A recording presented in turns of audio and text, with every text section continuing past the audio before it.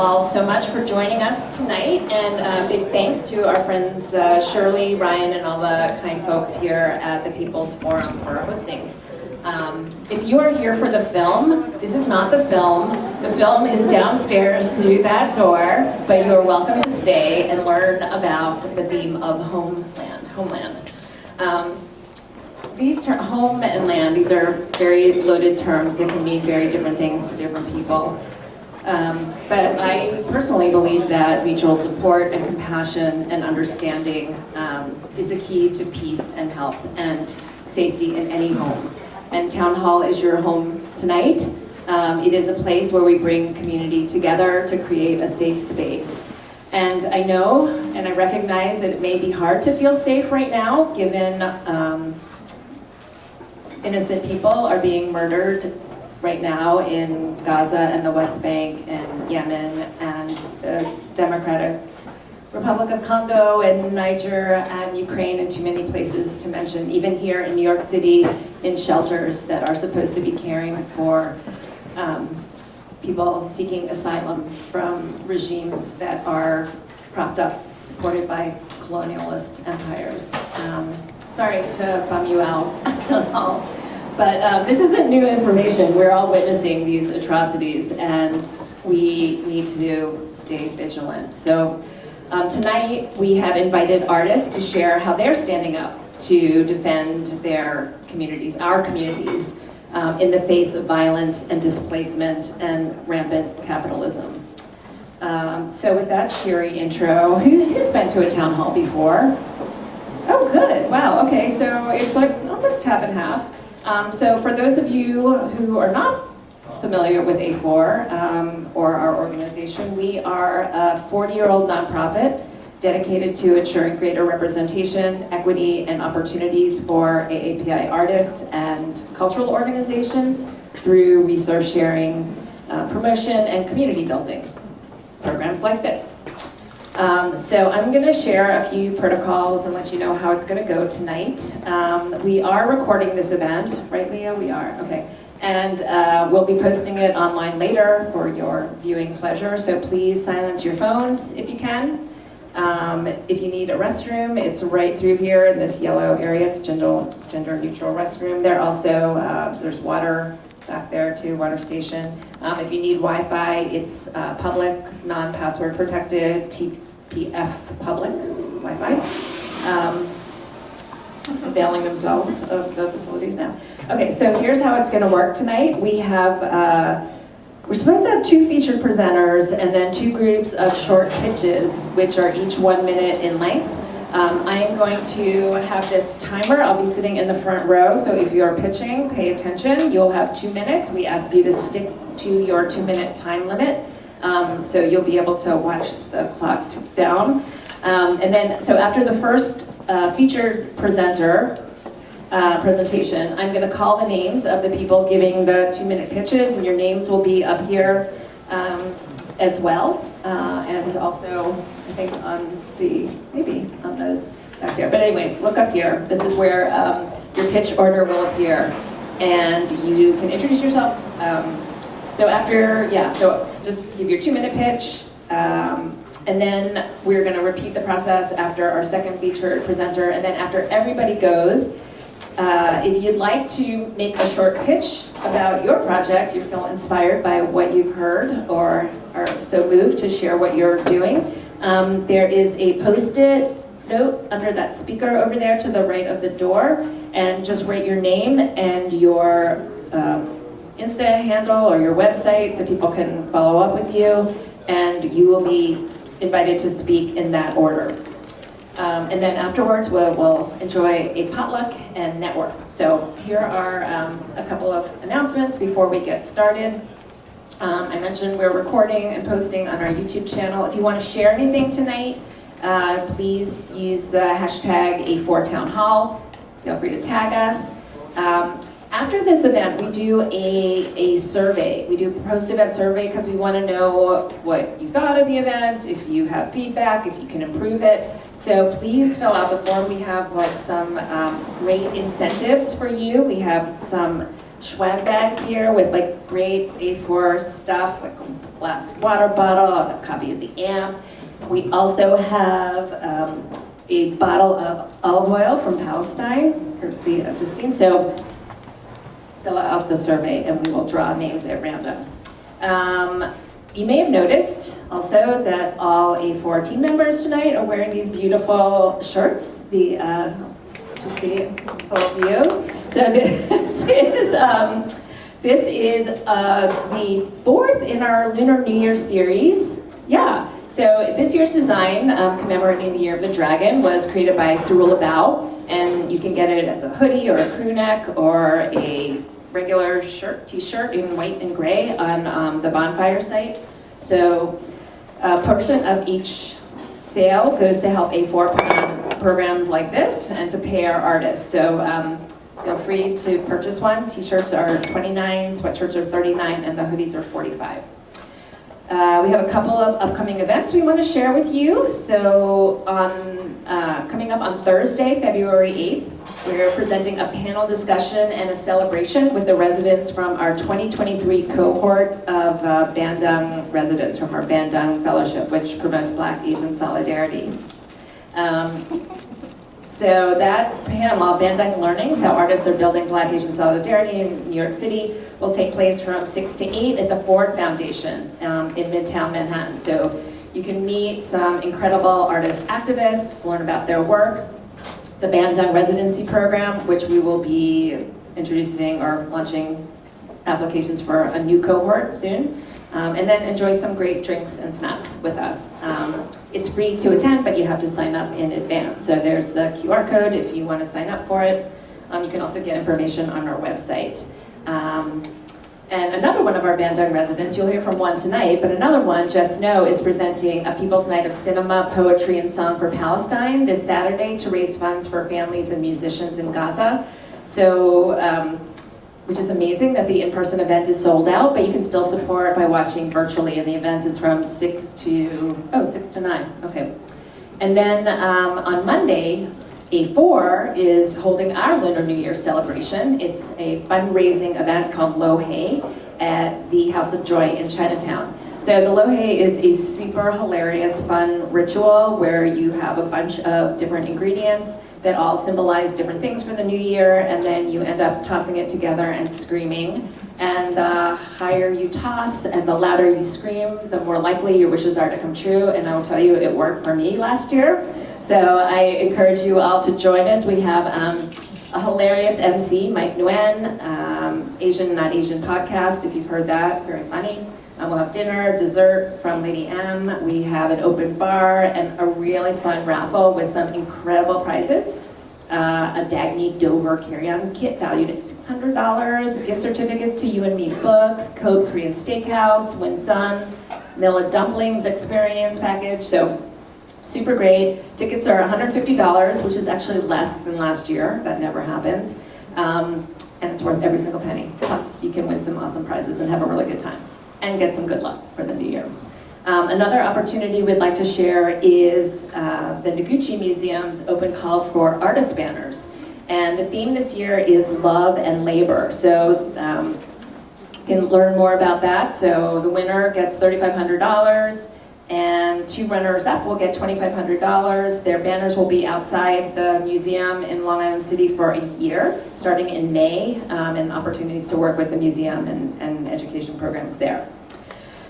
So check that out. Our own Justine is going to be one of the jurors. Don't try to bribe her. She's so ethical. Okay, and then be sure to check out the AMP, which is our online magazine uplifting AAPI creative voices. This month we featured an essay about Asian Americans in hip hop, a review of Angel Island, the play, and a report from the front lines of the SAG-AFTRA picket line from Warrior Daddy Perry Young. So you can read new articles every week, so sign up for that. And speaking of, so friendly reminder to share your work with us and the community by posting it on our community calendar. It's free, and it's super easy. Just click the login tab on our website. And you can also sign up for our newsletter there on our website as well, so you don't miss great events like this and all the other incredible things that are happening in the community for Lunar New Year. So, as always, I want to thank our supporters at Con Edison, the New York Department of Cultural Affairs in partnership with the City Council, the New York State Council on the Arts with the support of Governor Kathy Hochul and the New York State Legislature, the National Endowment for the Arts, the New York Community Trust, the Howard Gilman Foundation, and so many generous individuals, just like you, for making Town Hall possible. So for those of you who donated when you signed up tonight, thank you. For those of you who did not and would like to, you can text A4DONATE to this number, 202-858-1233, or test out this QR code. We appreciate it very much. Okay, so I'm going to offer a brief land acknowledgement because the land politically designated as New York City is actually the homeland of the Lenape Hoking, who were violently displaced as a result of European settler colonialism over the course of 400 years. The Lenape are a diasporic people who remain closely connected with this land and are its rightful stewards. And as an organization that focuses on the rights of underrepresented people and in solidarity with Indigenous people, we recognize this history and uplift the sovereignty of Indigenous people and territory. And we commit to dismantling ongoing settler colonial practices and their implications in our world. So I would normally, or I was hoping at this time, to introduce our first featured presenter, Vivien Sansour, but unfortunately we found out late today that she's unable to join us tonight. So we will be presenting a video about one of her projects. For those of you who aren't familiar with Vivien, she's an artist, a researcher, a writer, and the founder of the Palestinian Heirloom Seed Library in 2014. Where she works with farmers in Palestine and around the world. You can read more about this in the AMP online, because we did, our editor Shannon, we did a conversation with Vivien. Vivien was born in Jerusalem, raised in Palestine and the US, and she's currently a Religion, Conflict, and Peace Initiative Fellow at Harvard University. And then the video we're going to share is about her project called Cistern. Should I read the description first and then we'll show the video? Okay, more of me talking, sorry. Okay, I'm just going to read this very quickly. So this is what Vivien said. In this very small terrain I call home, imagining a different reality is imperative for survival. As Palestinians, we're constantly trying to figure out ways to maintain ourselves in a system that abhors us and considers our presence an obstacle to the fulfillment of its vision as a land without a people. Along with the challenges of climate change, Palestinians are facing real thirst. We're granted water in only small allowances. We often find ourselves having to figure out how to save water for cutoff days, as well as how to preempt dry days. In August of 2020, we completed the building of a rain harvesting cistern, a project I embarked upon in order to ensure that my plants don't die of thirst and that I am able to produce food on this terrain, especially in times of crisis. In the process of digging, we came across a few crystallized rocks, a reminder that 100 million years ago, before humans existed, this place was submerged in water and belonged only to the natural world. So we will play a short video about Vivien.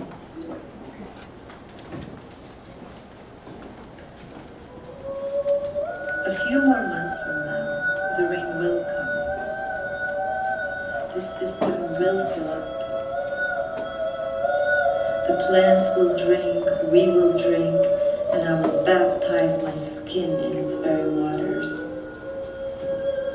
And we will survive, the way we have before. Another summer, another unjust war, another cruel reality.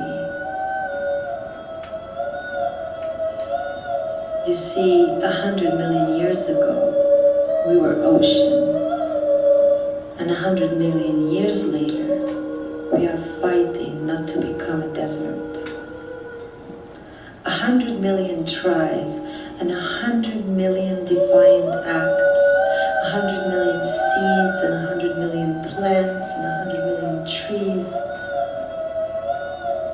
and 100 million of us, and we will survive.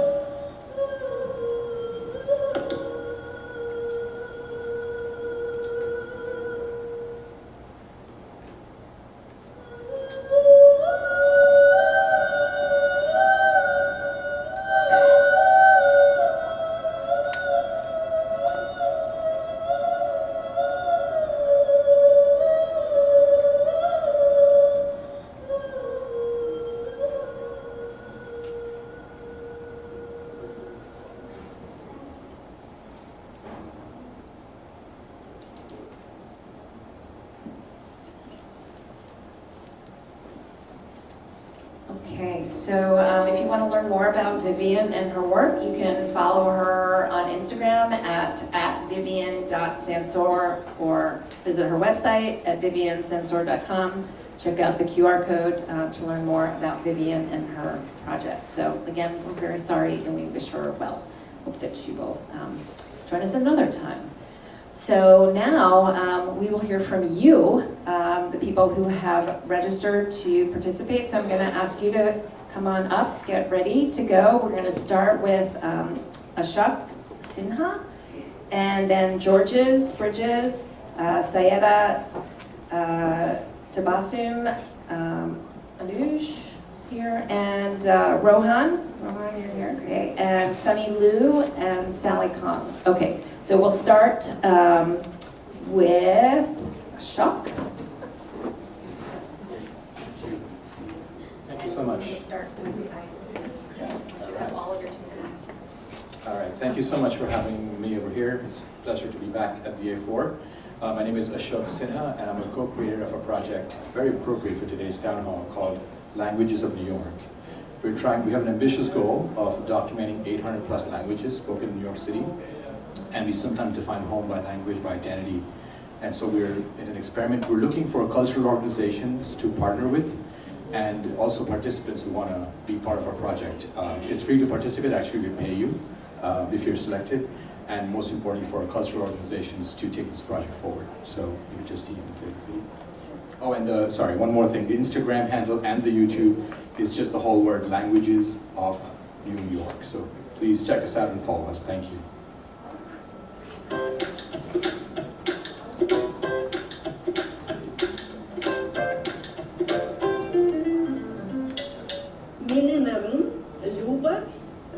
To tell the truth, the Kalmyk language in my country wasn't spoken. I was born in Russia, and mostly it was Russian language. It was dominated everywhere. My earliest memory of Kalmyk language is when I used to go to see my grandma, and she would say, "Mini kukuneva."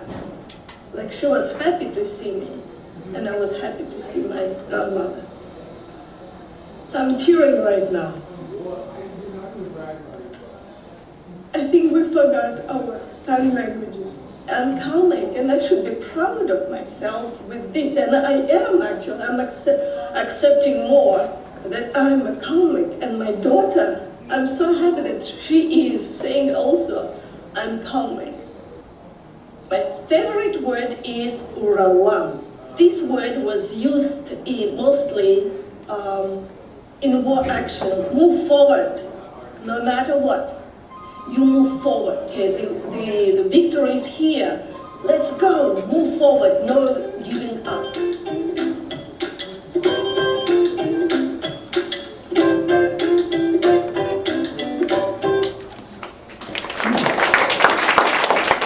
Thank you.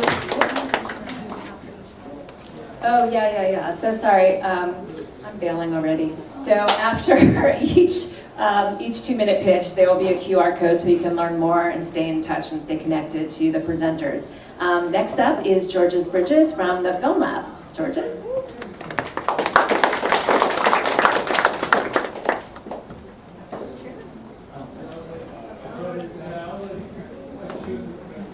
Hi, my name is Georges Bridges, and I'm from the Asian American Film Lab.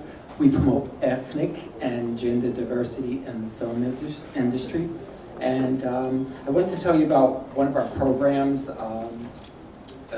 Unfinished Works, which is one of our oldest programs.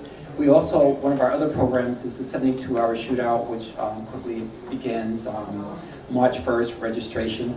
But right now we're doing Unfinished Works. If you have any type of project, an idea, and you want to get some type of feedback, if we select your project, then we'll provide a space. We won't promote your project, but we will provide a space where you can get feedback and hopefully improve your project. We have projects coming up on January 29th at 6 p.m. and it most likely will be online, and February 2nd, which will be in person at 4 p.m. and it'll be very interesting because we're hosting a bunch of disadvantaged youth, so that should be very interesting. And additionally, we'll be listening to or critiquing or giving feedback for my own script for my short film called The Noise Complaint. So if you go to our website, www.film-lab.org, you can get more information about any of our projects and about our upcoming events, including the 2 unfinished work events that I mentioned. I hope to see you there, and thank you very much. Thank you, Georges. Next up is Sayeda Tabassum. Sayeda.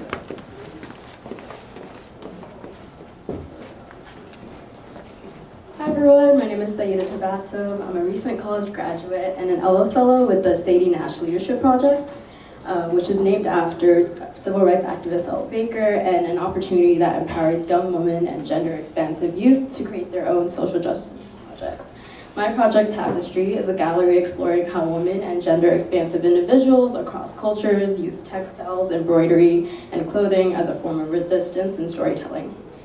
In the face of adversity, artists become active participants, using their works as mediums for ideas and culture as a weapon against oppression and erasure.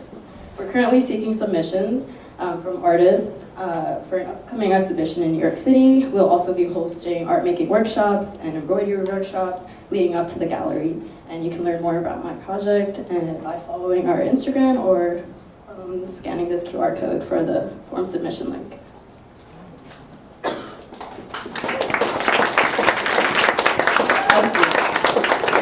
Next up is Anuj Bandari. Anuj, another one of our Bandung fellows.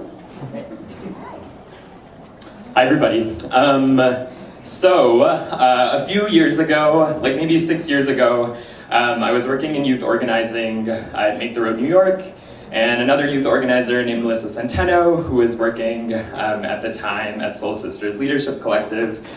We got really interested on just what we learned about like everyday abolitionist practices from our family spaces that like weren't super attuned to like the language of social justice, and from how we really like built relationships with our friends. And so we started to experiment with basically starting smaller community spaces that really like fostered like sustainable community spaces of really thinking about like everyday abolition together. And so at this moment, we've like grown the project, and it's being housed in Restorative Justice Initiative, which is the organization that I'm an organizer within.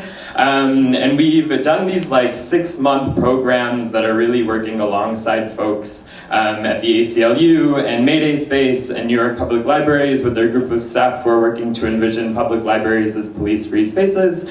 But what we're really interested in is like continuing to grow this program to really be with artists and with families, less on an institutional level. I think we're really interested in how within restorative justice practices, these practices that are rooted in indigenous community globally, where in the eternal, the things that are much older than the systems of oppression that we're so often asked to confront on a day-to-day basis, we're able to really find these beautiful ways to like hold things like conflict and difference together, and really like able to tap into a spirit that's beyond the one of state-sanctioned violence. And so if you are interested in like joining us in any of that work, we're always looking for new collaborators. My email is up here, anuj@restorativejustic.nyc. But it's like just a really beautiful program. It's really about connecting with love, and through there, really where we are able to get to the tangibles of what like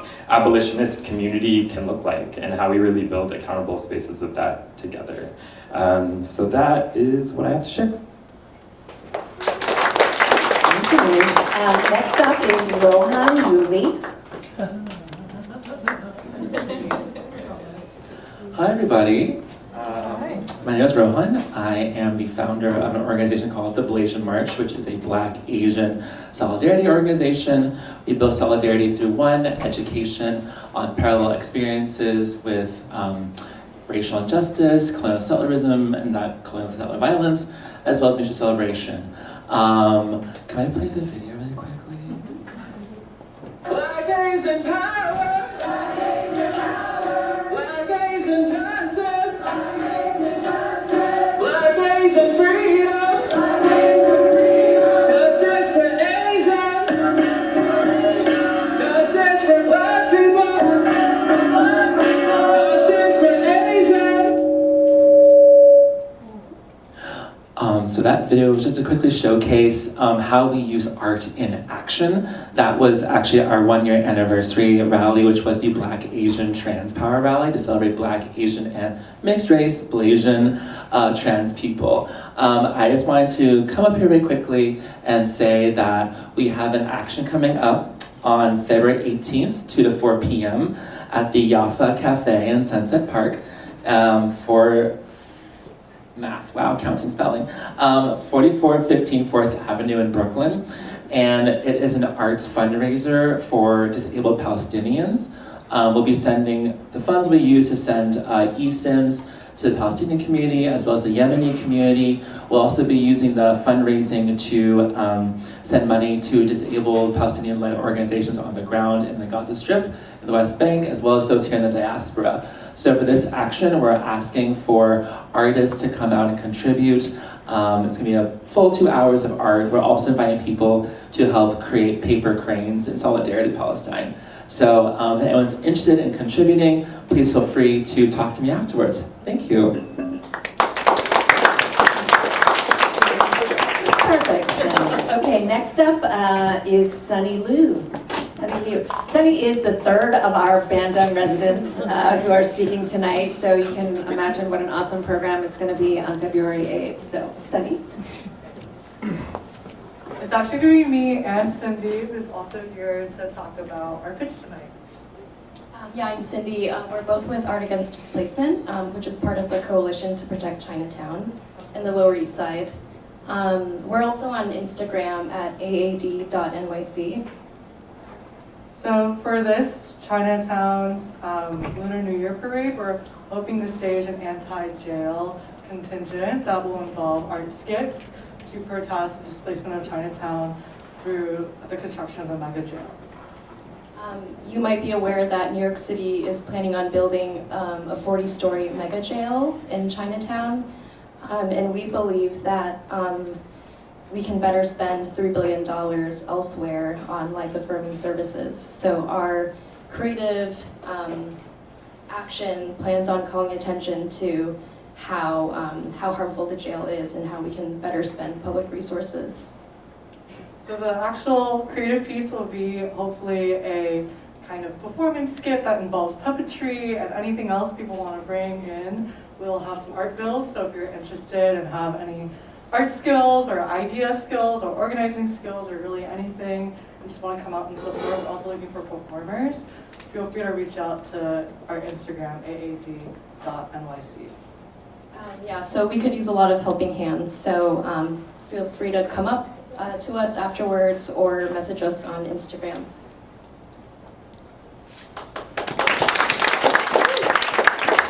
Thank you. So the last presenter in this cohort, this group, is Sally Kong. Sally? Hello. Hello everyone, my name is Sally. I'm here to present Mitos, which is a series of hand-woven patterns generated from my mitochondrial DNA. It's a love letter of sorts to my mom and her mom and a long lineage of moms. And can you play the video, please? Essentially, all of our mitochondria come from our moms. Yeah, I think there's something cool about that. We usually think of ourselves as like, we're like a perfect mix of our mom and our dad, but there's one thing that I get just from my mom, and that's my mitochondria, which is the powerhouse of my cells. To get my mitochondrial DNA sequence, I first started with a swab of my cheek cell. I used a DNA quick extract, and then I did PCR to make multiple copies of my mitochondrial DNA. And then once I got the sequence back, I put it into my Python script to generate the pattern and to kind of understand more of the structural quality. I did a digital simulation of it using Houdini, and then at that point I was kind of sold. Another thing too is that like just from the word, like the root word of mitochondria is mitos, which means threads. So I felt like it wanted to be woven. bridge between different medium. In my case, it's like molecular biology to textile.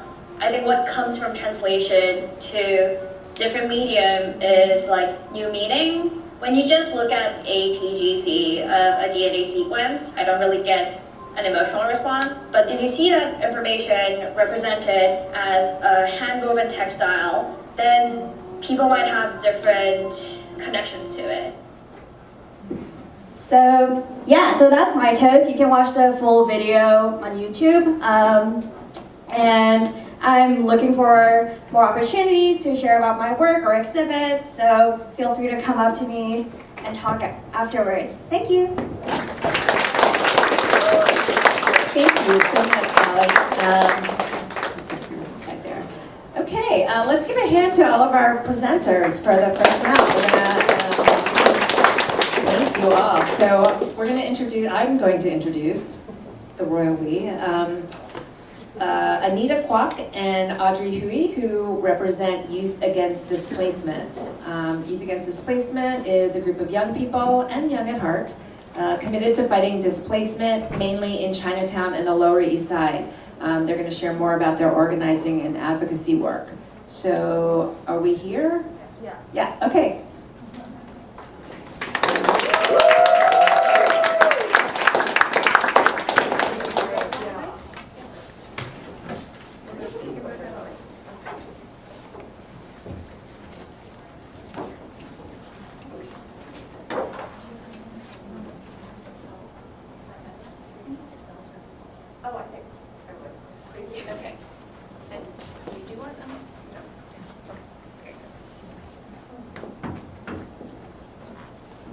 Hi, we're Youth Against Displacement. I'm Anita. I'm Audrey. Today we're going to talk a little bit about what YAD is and how we fight displacement. So we're just going to start with the short activity. So raise your hand if this applies to you. How many people have been impacted by rising rents and or predatory landlords? Oh my gosh. Yeah, a lot of us. So how many people have noticed your favorite place shut down or move someplace else in Chinatown? Or one of your favorite places? Yeah, a lot of us. Well, both are impacts of displacement. So some people might ask what displacement is, and we have a simple definition for you. Displacement is when people and small businesses are forced to move out of their community because their rent and property taxes are too high, and it's usually caused by real estate speculation that comes with luxury high-rises. So you can see we have a little image of the domino effect of having a lack of protection and then displacement. So as people who are young and young at heart, we believe it's important to organize against displacement because we're all subject to increasing rent, and we want to fight the label that young people, and which includes artists such as yourselves, are the problem, because we're all part of the community and we all suffer from displacement, and therefore we all have a stake in fighting displacement and protecting the community. We also want to counter the narrative and attitude that displacement is inevitable, because in reality, it is a result of deliberate policies and decisions made by those in power. But when we unite against displacement, together we can create the Chinatown that we want to be a part of. Yes, so we're countering the narrative that developers and the city government put out, that displacement and development are inevitable and necessary. Luxury developers control our city government to enact their vision of Chinatown, which displaces small businesses and residents. And so through our picket line, we're targeting those who profit from our displacement, the landlords and government. So the Mocha picket line is a fight against displacement led by the displaced Jingfang workers, and it shows us that we can take things up on our own as a community to fight for our conditions.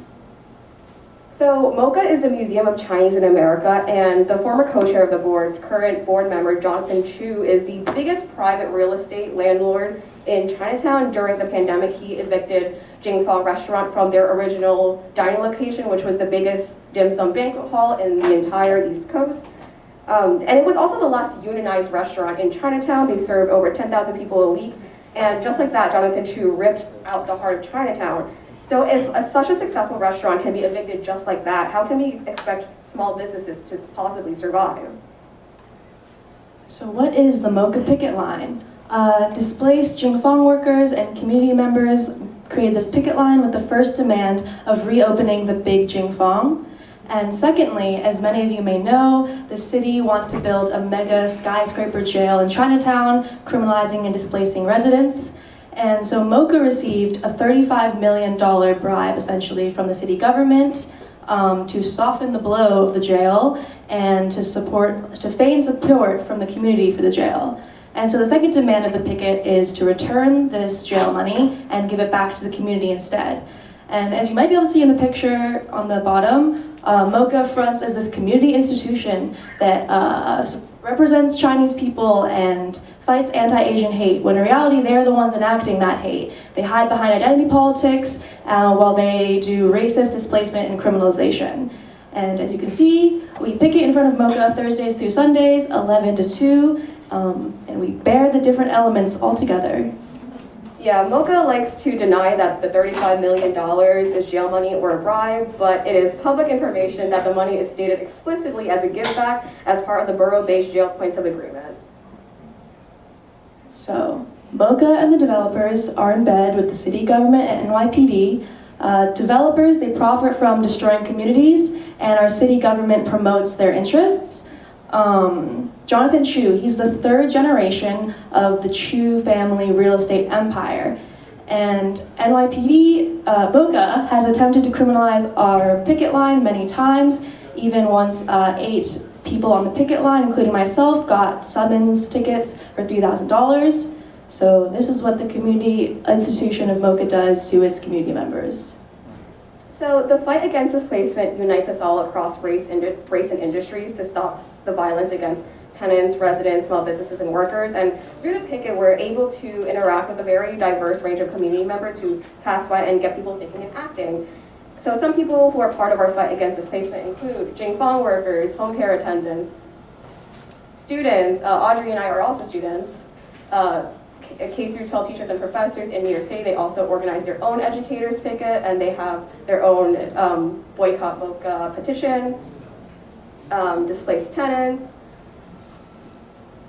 We've also had other people who are directly affiliated or were directly affiliated with MoCA cancel their appearances at MoCA in solidarity with us, such as artists such as Colin Chin and Nicholas Lam, and art networks such as Godzilla, MoCA on the Road museums on the West Coast, and MoCA guest speakers such as Chef Jonathan Kong. So, big victory against displacement alert. So through our picket line, we can see that there's a huge demand for a big restaurant and all the good jobs that come with it. And so because of our public pressure, this old mall is being revitalized, and there's also an opening of a new big dim sum hall with the same good jobs that Jingfang used to provide, with good wages and working conditions. So in November, the city hosted a jail design workshop in Chinatown. And of course we oppose designing the new jail, but not only do we oppose the new jail, we oppose designing the new jail because we refuse to have a role in the community's destruction. As the jail plan progresses, we're told that the fight against the jail is over, and the only way to minimize its impact is have a seat at the table, but we're just going to escalate our actions and refuse a seat at the table. Every other borough-based jail has actually progressed further, except in Chinatown, which shows the community's strength in organizing. We've also utilized people we mobilized at the picket and go to the city and call out their sham procedures. We don't want a jail, we want to protect our neighborhood, and we can do that with the Chinatown Working Group Plan, which in short is a community-based rezoning plan that will keep Chinatown and the Lower East Side affordable. Very recently, we have this jail letter with the same demands as the picket line, and we're bringing it beyond the picket line and into the community. As you can see, tens of organizations have signed on, and we're only just getting started. So what can you do? You can join us at the picket line in front of MoCA, 215 Center Street, every Thursday through Sunday, 11 a.m. to 2 p.m., rain or shine. For real, it's really rain or shine. You can also sign the coalition jail letter, especially if you are part of an organization, center, business in Chinatown or the Lower East, in Chinatown and the Lower East Side, or if you know someone, you can let them know that this is an opportunity, and you can sign it by emailing nomegajail@gmail.com. Please come chat to us during the potluck. And other members of Youth Against Displacement are also here, so we'll all talk. Thanks. Our spokespersons are here.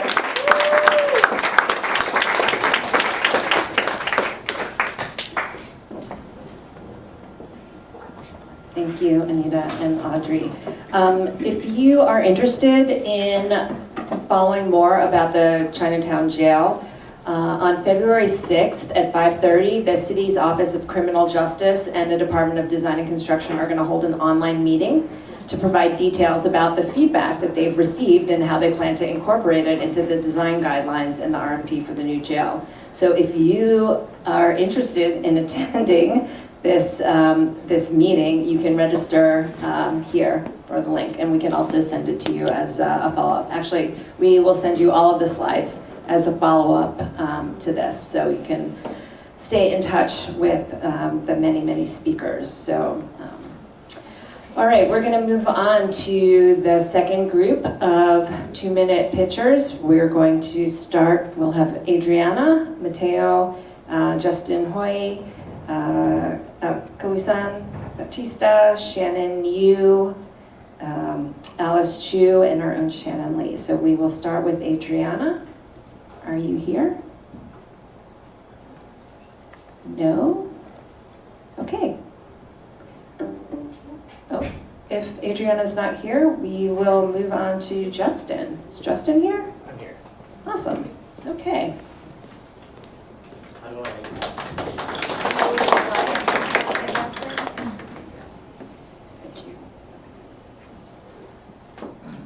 So 10 years ago, I was an architect. I hated my job. I hated my boss. So I got a small grant to go on a one-way trip to Africa, the continent that I'd never set foot on. And for 1 year, I literally took photos of what the Chinese were building all throughout the African continent. So as you might have heard, they're building a lot of things like railroads, buildings, houses, and so on. And myself as an architect, I was able to really pretty much trespass into construction sites to see what they were building and to see how what they were building is influencing the future of urban Africa. So you have, things like this, housing developments, a lot of highways and infrastructure, but it was also interesting to see how two very different worlds collided, how they worked together, how they interacted, and so on. Stadiums, a lot of development.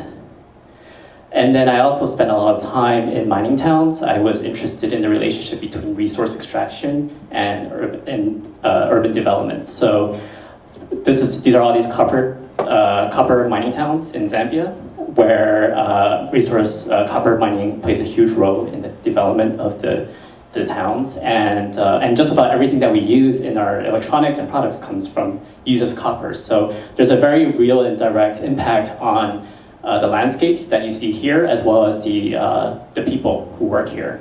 And in Copperbelt in the 90s, many of the mining towns went through privatization. So then you also see the impact that privatization has on these mining towns and as well as the communities. And then a year later, I ended up in Hong Kong, where I spent 8 years. And every weekend, I would go up to the border between Shenzhen and Hong Kong to photograph this very different part of Hong Kong, which maybe for those who have never been may not be too familiar with. It's called the New Territories, and essentially, for when people think about Hong Kong, they usually think about like skyscrapers, urban density, and so on. But the reality is that most of Hong Kong, around 70% of Hong Kong's land, is actually rural countryside, country parks. It's not this kind of urban development that you're used to seeing. So I was interested in trying to capture a very different visual language about Hong Kong, perhaps arguing that are there other ways to look at Hong Kong beyond the colonial framework that we're used to seeing. So this border, which is a very colonial map, Shenzhen in the north, Hong Kong in the border on the south, and then the book which I published, A Line of Birds in the front, also suggests that birds, they move, they fly away, and such that the border is disappearing and vanishing, and that's what's causing all these changes that's happening in the north, especially as Hong Kong becomes more integrated to the mainland China. So here you see a lot of demolition of villages, a lot of changes happening. That's Shenzhen, which is another skyline. Shenzhen in the back, Hong Kong in the front. So the title is called New Territories, which pertains to this massive area, which was the newest acquisition of Hong Kong's British colonial territory, but it's now facing a lot of changes right now as we speak. So this is going to be a new town, I look at different forms of separation, not just between Shenzhen and Hong Kong as a border, but also the separation between rural and urban. Here's a village that has been demolished already. You have these stone lions that used to protect it, but now with no owner to protect. Traces of a home. Okay. Oh, sorry. So I'm done. So then I collect a lot of objects from the rubble, making them images from them to ask about the lives of that used to exist there. So that's it. So feel free to talk to me if you love taking photos.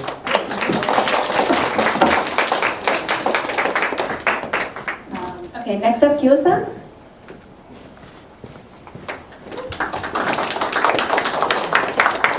Good evening, my name is Kyo-san Batista, my pronouns are he, him. I'm here as a cultural arts and outreach coordinator at the Flushing Public Library in Queens, New York. If you've never been to Flushing, especially the Flushing Library, this is one of the largest libraries in Queens, and I would also say throughout New York City. We're home to over 40 different languages that have specified collections. Definitely take a trip. It's the last stop on the 7 train at Main Street, and we're about 4 blocks away. As a cultural arts and outreach coordinator, one of my ideas and visions is to really welcome and bring a multicultural performance vision to the current programming. So maybe not this fiscal year, due to the budget cuts that we public libraries have been experiencing, but definitely for the next fiscal year is when I would really welcome and would love to build with folks who are interested in either bringing productions, bringing new ideas, exhibitions, different events that can really speak to the Flushing community. And I have to say personally, it's such a refreshing experience as an Asian Pacific Islander, to actually work and build and serve within, an Asian American community, so it's such a breath of fresh air.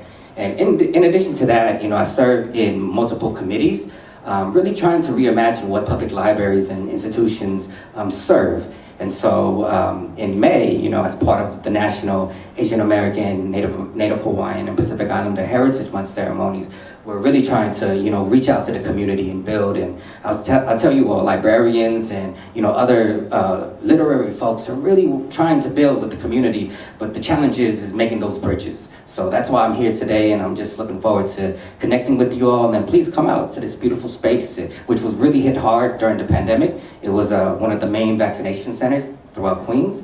And, I would say that we're at 50 to 60%, so we're still feeling the effects of the pandemic. So we welcome folks to come out and research, study, and build. Thank you.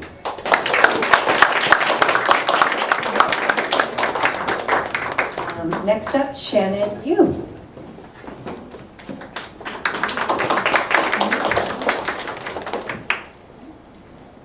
Hi, my name is Shannon. I am the 2023 Gen 1 Fellow for Dance, and I'm here to invite you to the final presentation of the fellowship, which is a performance that's going to happen end of February 29th to March 2nd at Triskelion Arts Theater. It's in Brooklyn, in Greenpoint. The title of the performance is called Wild Future, which is like, honestly, I prepared well-written things to share, but honestly, it's really just what's happening in my mind. It's like ADHD, autistic, it's really just the visions, the mathematical line, all the different shapes, ideas and visions that come into my mind. So can you just share the video? Thank you.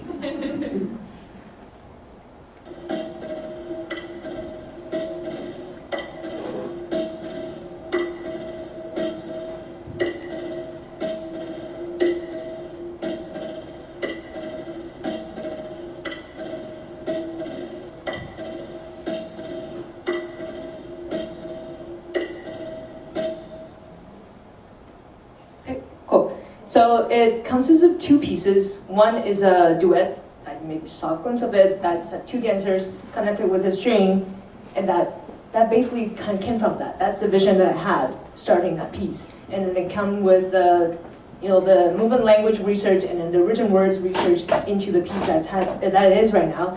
And the second piece is a solo performance of myself that going to have projection and working with a experimental musician, and then it's really just all kinds of things that's happening in my mind that I'm showing to the people, because I feel like that is important, like, you know, as a person of color here, to like show what the creativity can be. Thank you.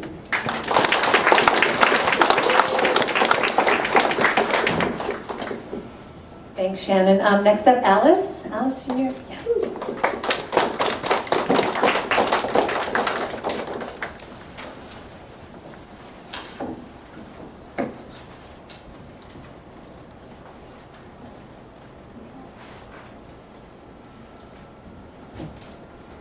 My name is Alice.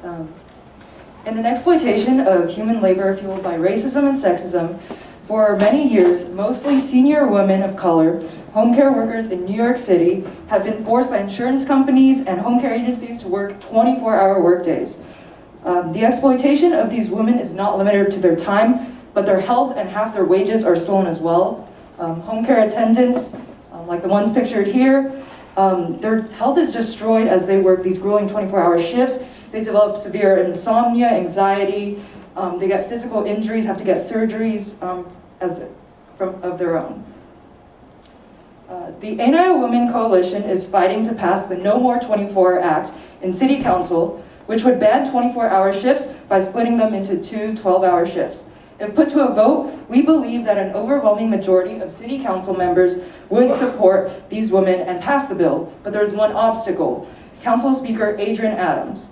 Despite being the first ever African-American speaker, now leading the first ever women majority City Council, and despite promising to prioritize women's health legislation, she continues to refuse to bring the bill to a vote and continue to subject women of color to racist, violent 24-hour workdays. Home care workers have been rallying outside City Hall for several months now to demand Speaker Adams to put the bill to a vote. Seeing the parallels in their abusive working conditions, students and workers across all industries have started to rally our jobs, such as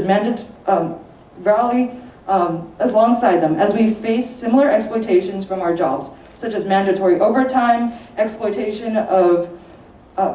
mandatory overtime, on-call system in the tech industry, normalization of pulling all-nighters in school, overwork in the arts world where the value of artists' time and labor is constantly called into question. However, after many months of protest, workers are now taking it up a notch and planning a hunger strike. Here are our socials for more information. Long hours affect all working people. Join the fight. Thank you, Alice. That's great. All right, our last 2-minute presenter tonight is Shannon Yu. Shannon. Lee. Oh my God, sorry, we already had Shannon Yu. I know. Never have I been in a place with two AAPI Shannons, so this is very exciting. Hi everyone, just to introduce myself, I am Shannon Lee. I am the editor of Asian American Arts Alliance's magazine, The AMP. So first off, holler at me if you have a pitch and ever want to write about AAPI artists or arts and culture. My line is always open. But what I'm here to pitch today is an activist group called, there it is, API for Palestine NYC. So it is a coalition of API artists, activists, just constituents in New York City who are calling for a ceasefire. We have a very active WhatsApp group and Instagram page, so I invite everyone to follow if they so desire. I also wanted to invite people to sign on to a letter directed towards Representative Grace Meng, who represents New York's 6th district, which is very personal to me. It's the district I grew up in, stretches from Glendale to, I think, Bayside, Little Neck, Auburndale, if you take the Long Island Railroad, Port Washington line, and take it east. That's basically the district. Grace Meng, along with several other AAPI representatives across the nation, have signed on to many letters that have basically abided by our government's stance in support of the State of Israel. We, as her AAPI constituents, are demanding that she call for a ceasefire. So if you would like to join in that demand, the QR code is here. Thank you so much.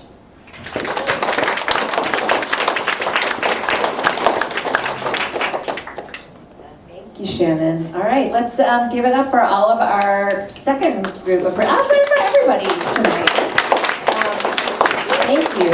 So if anybody right now, so we've concluded all the people that pre-registered for pitches, but if you would like to share your work, or so what we'd like people to do is to utilize this pen and this post-it note here and write your name and your contact information, just your Insta handle or your website, and we will call you up in that order.